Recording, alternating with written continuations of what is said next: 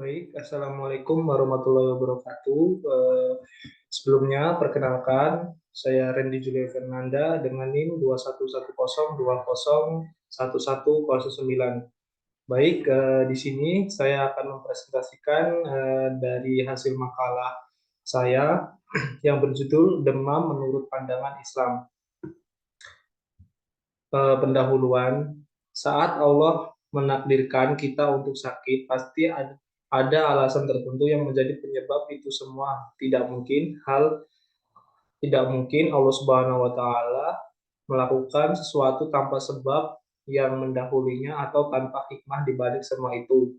Allah pasti menyimpan hikmah di balik setiap sakit yang kita alami. Karenanya tidak layak bagi kita untuk banyak mengeluh, menggerutu, apalagi suudzon kepada Allah Subhanahu wa taala. Untuk pengelompokan sakit di sini dibagi menjadi tiga. Yang pertama, sakit adalah ujian. Yang kedua, sakit adalah azab. Yang ketiga, sakit adalah cinta. Di bagian isi, hampir semua orang pernah mengalami sakit demam. Ini adalah penyakit yang menjadi salah satu tanda tubuh terserang penyakit berbasis bakteri atau virus. Jika suhu tubuh naik hingga 41 derajat Celcius, maka sesegera mungkin harus diturunkan agar pusat panas tidak di otak kembali teratur dan tubuh menjadi normal. Peningkatan suhu tersebut yang disebut dengan demam diriwayatkan dalam hadis Imam At-Tabrani. Rasulullah SAW pernah bersabda, demam adalah sebagian dari panas jahanam. Ia merupakan jatah bagi orang mukmin dari api neraka.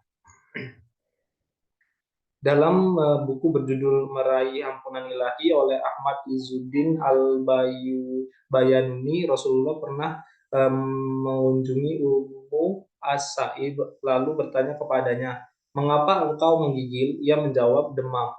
Semoga Allah tidak memberikan ke sem- Semoga Allah tidak memberikan keberkahan kepadanya. Nabi SAW kemudian bersabda, "Janganlah engkau mencela demam, karena demam itu dapat menghilangkan kesalahan-kesalahan manusia sebagaimana tir atau alat pandai besi dapat menghilangkan karet besi." Hadis riwayat Muslim. Oleh karena itu, merupakan suatu keharusan untuk mengurangi panas yang membara di dalam tubuh sesegera mungkin sehingga pusat pengaturan panas di otak menjadi teratur kembali. Dan tidak ada cara lain untuk menurunkan panas tersebut selain dengan mengompres pasien dengan air atau air dingin dan es, yang mana ketika pengaturan panas di otak menjadi normal dan panas ini bisa dikurangi dengan cara yang berbeda-beda, baik dengan cara penguapan, penyinaran, dan lain-lain. Oleh sebab itu, dahulu Rasulullah SAW apabila merasakan demam atau panas, beliau meminta untuk diambilkan bejana berisi air. Lalu beliau menyiramkan ke kepala beliau dan beliau mandi dari air tersebut. Dan ketika demam mengharuskan seseorang untuk menjaga diri dari mengkonsumsi makanan yang buruk dan mengharuskan dia mengkonsumsi makanan dan obat yang bermanfaat. Dan hal ini membantu untuk membersihkan badan dari unsur-unsur yang jelek yang bekerja dalam tubuh sebagaimana yang dilakukan terhadap besi ketika menghilangkan kotoran-kotorannya dengan api dan untuk memurnikan kandungan inti besinya.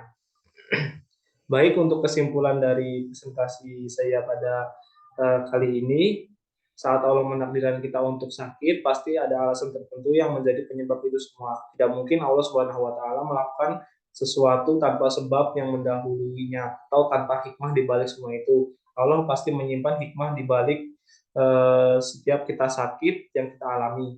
Karenanya tidak layak bagi kita untuk banyak mengeluh, menggerutu, apalagi suudzon kepada Allah Subhanahu wa taala. Lebih parahnya lagi kita sampai mengutuk takdir, nauzubillah.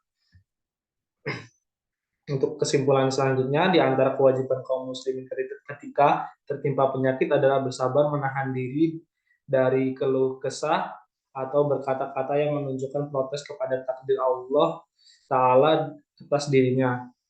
Begitu pula untuk sikap seharusnya yang ditunjukkan jika kita terkena penyakit demam, penyakit yang sering kita jumpai di sekitar kita, hendaknya kita bersabar sebagaimana kita berusaha bersabar ketika menghadapi ujian dan musibah yang lainnya. Terima kasih. Mungkin cukup sekian presentasi dari saya. Kurang kurang dan lebihnya saya mohon maaf. Saya akhiri. Wassalamualaikum warahmatullahi wabarakatuh.